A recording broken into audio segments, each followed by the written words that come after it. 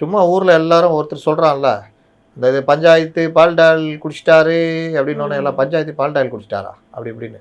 அந்த மாதிரி யாரை கேட்டாலும் தாவேக தான் சொல்கிறாங்க. நீ யாரை கேட்ட? நீ யாரையும் கேட்கல. அப்போ நீ என்ன கேட்ட? யாரை கேட்டாலும் தாவே கேட்க தான் போட்டாங்கன்னு சொன்னதை நீ கேட்ட. அதை அவரை போய் கேளு, அவரும் அதான் சொல்லுவார். அவரை போய் கேளு, பேயை பார்த்த கதை தான். பேயை பார்த்தியா? பார்த்தேன், பயங்கரமாக இருந்தது. எங்கே வச்சு பார்த்தேன்? இல்லை அவர் சொன்னார் பார்த்தேன். அவரை போய் கேளு, இல்லை அவர் சொன்னார் நான் பார்த்தேன். கடைசியில் யாருமே பேயை பார்த்துருக்க மாட்டாங்க. இருந்தால் தானே பார்க்குறதுக்கு. இந்த மாதிரி கதைகள் தான், பேய் கதை தான் ஓடிக்கிட்டு இருக்கு.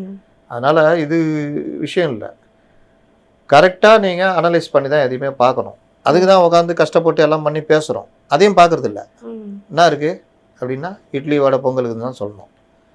நீங்கள் எஸ்ஐஆர் அப்படின்ற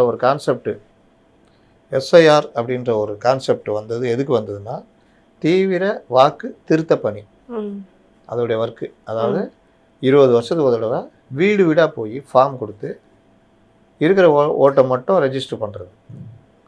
அப்போ இறந்து போனவங்க, அட்ரஸ் மாறினவங்க, இப்போ டபுள் என்ட்ரி இந்த மாதிரி இருக்கிறவங்கலாம் ஒரு என்ட்ரி தான் வரும், ஒரு என்ட்ரி வராது.